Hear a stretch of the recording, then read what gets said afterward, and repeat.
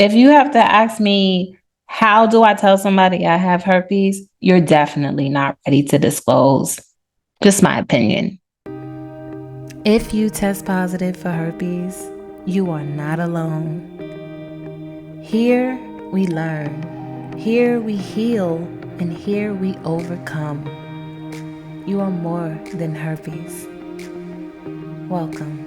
Welcome back to my channel. My name is Shayna Singleton, also known as Coach Shayna Singleton, also known as the Herpes Goddess. And my mission is to be at war with the stigma until our community feels comfortable being open about their status and proud of their sexuality. I do this by creating an all-in-one resource hub that teaches you about the virus, educates you how to manage, how to handle, how to live holistically, as well as how to break your own internalized stigma. I'm also the founder of the coaching program Slay the Stigma, where I help women stop their outbreaks, break free from shame so that they can get laid. If you want to know more about me and my work within the herpes community for the past 4 years, don't be afraid to check out this video here. Now let's get into it, right? 3 reasons why you might not be ready to disclose your herpes. This was such a vital topic for me to address within the community because oftentimes I speak to women who are just finding out they have herpes, and the first thing they want to know is, how do I disclose? How do I tell somebody? They go into this big, oh, no one's ever going to want me. My sex life is over. I feel like I have bottom of the barrel goods. I'm going to have to settle. And it's this big desperation around wanting someone to accept this virus for you and accept you for having the virus. And my thing is, we can't ask people to accept something that we haven't done the work to accept ourselves.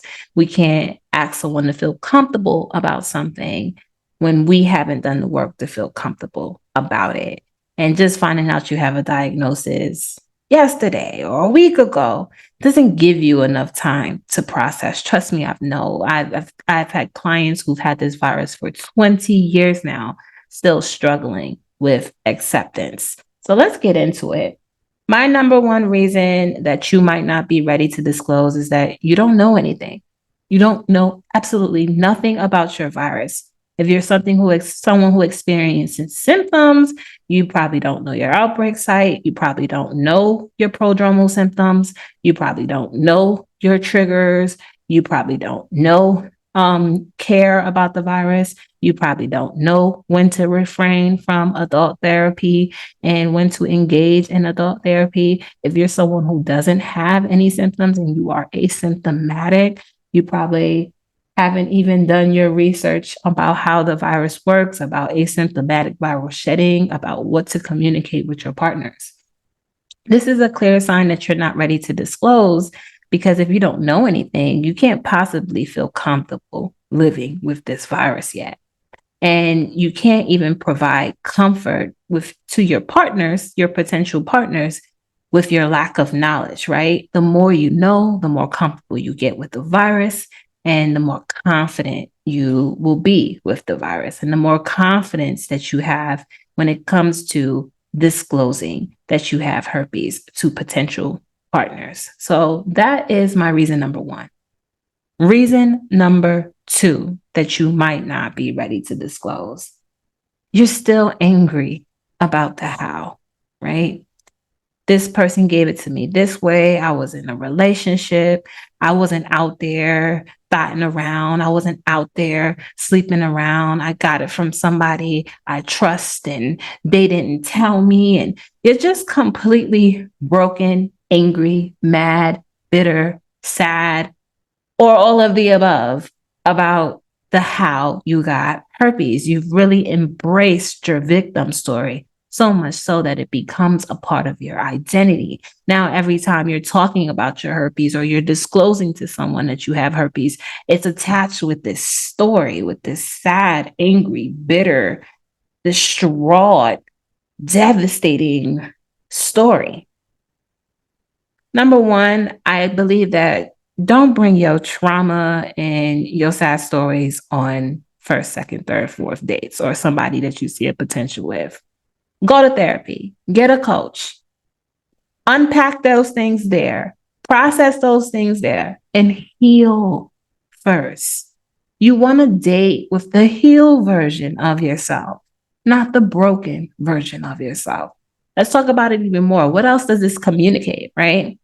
A person's looking at you like, oh my God, that is such a sad story. That is just so devastating. Oh my gosh, he or she or they are still hurt about it. Like, that doesn't make a person feel comfortable with pursuing you. It doesn't make a person feel comfortable moving forward with you. And if somebody is attracted to that, might be a narcissist and manipulator, someone who recognizes your lack of self acceptance, your hurt, and can use that against you, right? So we talked about the number one reason being you don't know nothing about herpes yet. Number two reason is you're still sad, angry. You're still haven't gotten over the how you found out you got herpes stories. And if you are struggling with that, check out this video. I will explain to you how I was able to overcome my victim story and turn it into a victor story. Reason number three, and the last reason for this video. Before we get into the last reason, I do have a resource hub. We do support group meetings. I am available 24/7 for questionings within the hub. There's tips, there's workshops, there's all kinds of resources there for you and available for you. I would love to do this work with you in person. So don't hesitate going to patreon.com/heycousins. All right.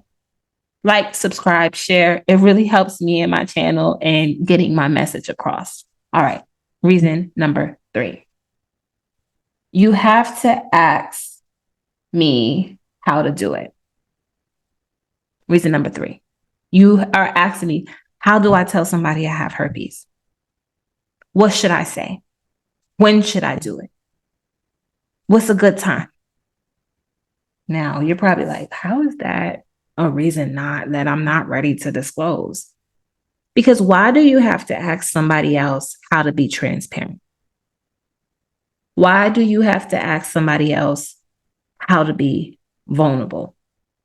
What that shows me is that you still have a lot of fears, right? Maybe you are fearing a reaction that you don't want, humiliation, them telling your business. You're fearing the rejection, them saying that they don't want to move forward with you. I am an advocate for visualization. Visualization has helped me break my own internalized stigma. And if you already are going into the disclosure defeated, your energy is going to carry defeat and lack of self-worth and lack of self-acceptance, which may lead to all the things that you don't want. Your acceptance of your own virus will show with how you decide to go about your disclosure, right? See, I've done the work to feel comfortable about herpes. I've done the work to accept the virus for myself. I learned everything I need to learn about this virus, and I was able to turn my victim story into a victor story. So now when I'm disclosing, it's not about I have to disclose to you in hopes that you're going to accept my virus. It's more so of I've made my acceptance enough and you have to accept all of me or you don't deserve none of me. So it's not I have to tell you I have herpes. It's more so the adult therapy conversations that we are supposed to have, whether we have herpes or not. I'm ready to take our relationship to the next level. My sex health is extremely important to me. And I think it's time for us to have this conversation and just engagement on it. When was the last time you had unprotected adult therapy? When was the last time you had an adult therapy? Are you polygamous? Are you monogamous? What are your wants and don't wants? Have you ever had an STD before? Hey, I happen to have an STD and it's an incurable one.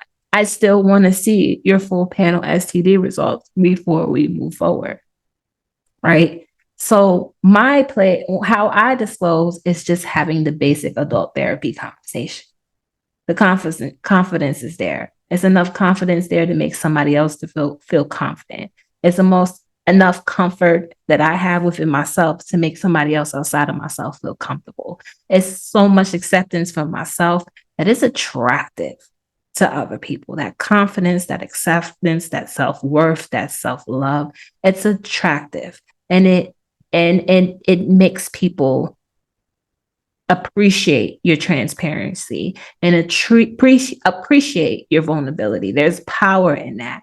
But if I decide to come into it from it's okay if you don't want me, I completely understand. My ex gave me this and they didn't tell me anything. And I really, really, really, really trusted them. And I really don't, I really don't know much about herpes. And I don't know how I could really, protect you. But I know that 1 in every 6 people have herpes. If you are disclosing from that standpoint, baby, take a break from dating, heal, learn how to accept this virus for yourself, learn everything you need to know about this virus, get to a place of 100% self acceptance, self worth, and self love, and then pursue dating again. It's vital. If you like this video, if you have any feedback, even if you disagree, comment down below, like, share, and subscribe. It helps me so much. And this is Slay the Stigma Friday. I'll see you on Monday for a new tip. I just want to say this too. I go to therapy and I've been in therapy for almost 3 years. And it's nothing like having someone who actually gets you on this level. So I just want to say I appreciate you. One thing that I've learned is from my own therapist is not about the actual school that teach you how to be a therapist and show up for people is the real life experiences. So I just want to tell you thank you because this is doing so much. And so I even have therapy on Thursday before I came here, like to this group. So I just want to let you know it's certain things that we get, or I'll speak for myself, but that I can get from you that I can't get from someone else that doesn't walk and live in this world. So I just want to say I appreciate you and thank you very much. Thank you.